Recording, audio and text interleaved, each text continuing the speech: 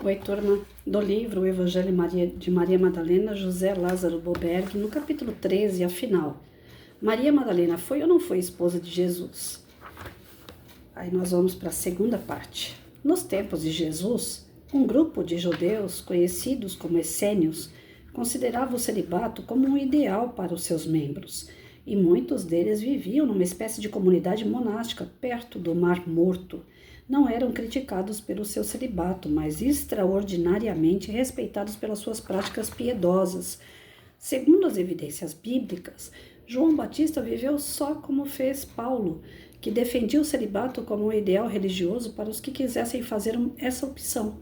Portanto, se o celibato não era comum no judaísmo do século I, também não era insólito nem considerado desprezível, ilegal ou condenado. Para apimentar um pouco mais o assunto, vale acrescentar que Jesus, como já foi dito alhures, associou-se a João Batista no começo de seu ministério. A maioria dos estudiosos acha que Jesus começou como discípulo ou seguidor de João, que era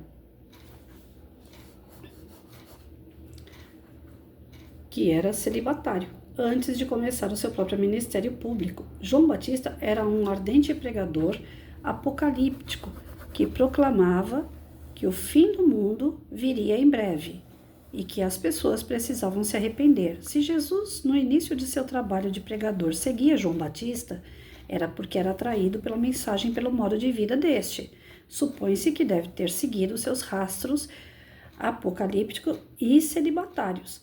Quero, no entanto, deixar clara a minha opinião sobre essa questão no estado civil de Jesus, porque entendo que nada de anormal teria se Jesus fosse casado.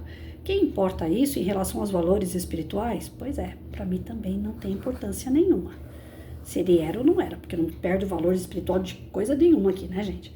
É uma decisão totalmente pessoal. A união entre dois seres que se amam faz parte da lei natural. Também concordo com o autor aqui. Até que enfim, a gente concordou. Quem pensa que castidade é condição para a pureza do coração está totalmente enganado, pois os que agem assim estão contrariando as leis do universo. Também acho. Mas aí vai a opinião de cada um, né? Se a pessoa se sente bem sendo casto, eu acho que não tem problema nenhum. Agora tem muita gente que se diz casto, né? Que cultua o celibatário e fica atordoado mentalmente. Então aí é melhor a pessoa assumir que ela quer um relacionamento, né? Enclausurar-se, afastando-se do mundo, é caminhar na contramão do universo. A reprodução é uma lei natural imprescindível para a evolução. Sem ela, o mundo corporal pereceria, pois em tudo há o germe da multiplicidade, desde os seres ínfimos da criação até os seres humanos.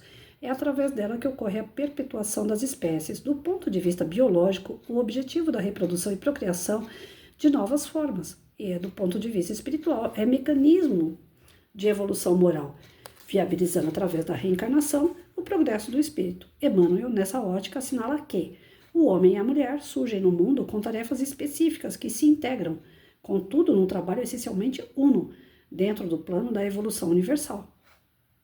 Nessa linha de raciocínio, veja o que diz o ex-padre Marcelo da Luz, que enfrentou na pele a obrigatoriedade de ser celibatário por força da religião.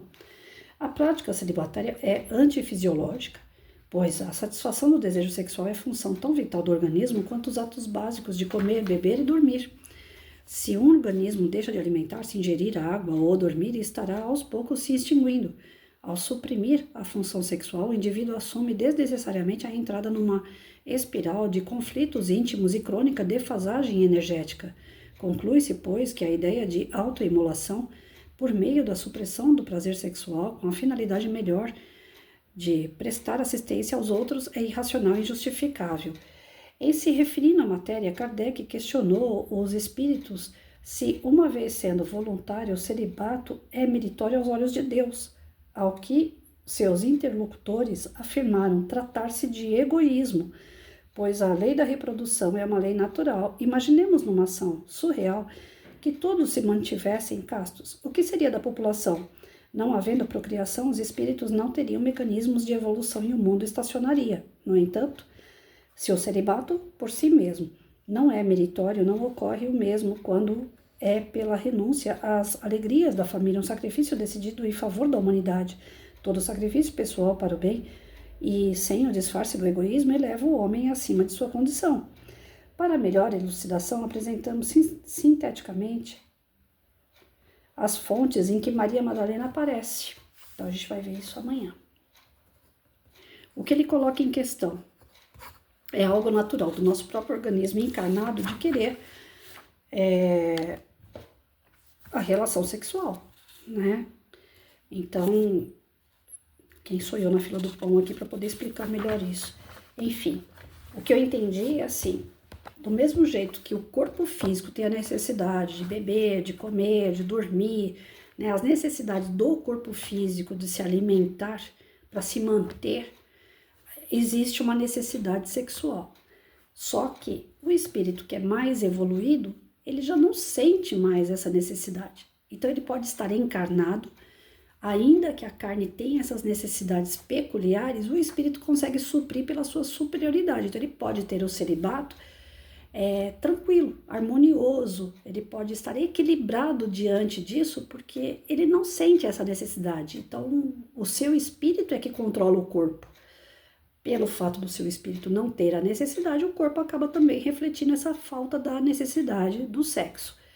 Né? Como também de ser uma pessoa gulosa, de querer comer muito. Não tem pessoas que conseguem se regrar na dieta, né? Alimentam-se, contando inclusive a questão, a princípio, né, nos seus treinamentos aí, controlam 200 gramas disso, 300 gramas daquilo, e aí depois, com o passar do tempo, não precisa mais, né, pesar o alimento para poder se alimentar, já sabe a quantidade que pode ou não pode comer, porque já está regrado naquilo, né? Não tem uma necessidade superior. Então eu creio que acontece a mesma coisa na questão sexual. À medida que o espírito vai evoluindo, ele também já sabe o tanto que ele precisa ou até que ele não precisa. Agora, duro é o celibato obrigatório, né?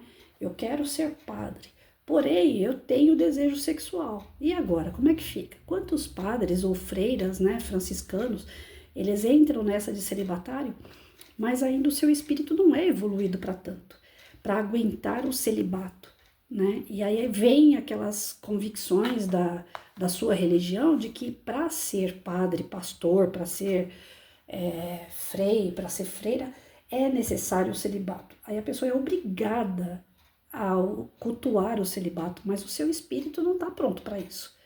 Então fica aquele conflito na mente da pessoa, ou seja, ela nem progride e nem retrocede. A gente sabe que o espírito não vai retroceder, mas ela estagna, ela para no meio do caminho, ela não se desenvolve. E aí ele coloca essa questão perante ao Espírito de Jesus, né? Jesus é o Espírito mais perfeito que passou pela Terra, mais próximo da perfeição. Então, no nosso íntimo, não precisa idolatrar ninguém. Vamos idolatrar Jesus porque ele é um homem santo. Não é nesse ponto de vista. Mas a superioridade de Jesus é tão grande que ele já sabe fazer os seus alimentos sem ter que pesar, né? Como eu fiz a comparação da dieta. Ou seja, ele não precisa mais do sexo para se desenvolver.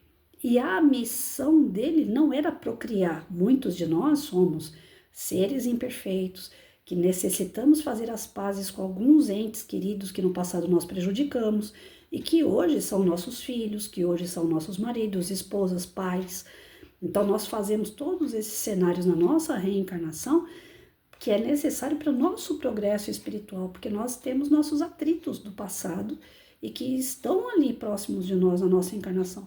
Jesus, para ele poder reencarnar, teve que trabalhar muito o corpo de Maria para aguentar tanta luz que vinha acompanhado do Espírito de Jesus, banhando ele no seu desenvolvimento, na sua gestação. Assim como aconteceu com Francisco de Assis e tantos outros.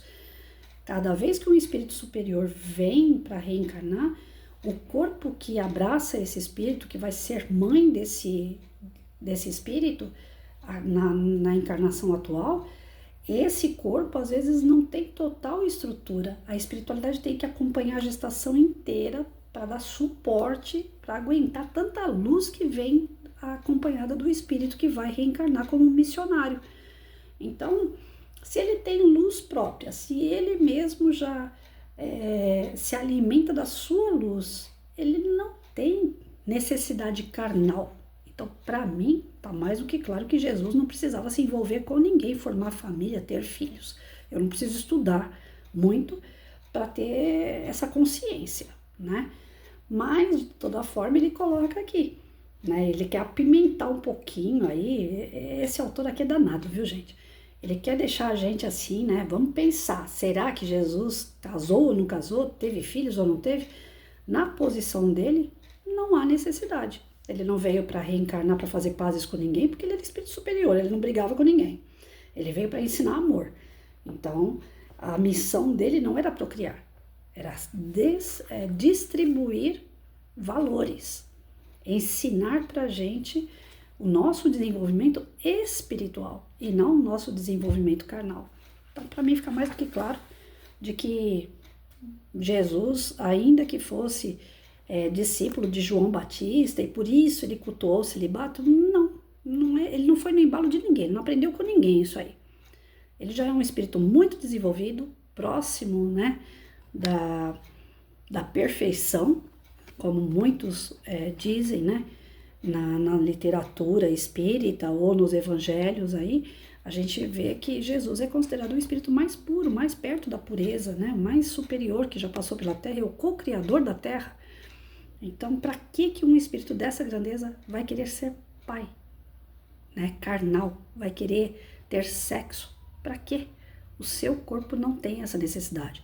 Já os espíritos mais inferiores possuem essa necessidade. Então, se você tem uma necessidade desse tipo, não deve inventar um celibato, porque a religião até hoje, ela segura um padre, às vezes até mesmo um pastor, um frei, uma freira, né, que isso é uma condição que eles colocam, é isso que você quer ser um padre, então você não vai poder ter sexo, você vai ter que escolher uma coisa ou outra.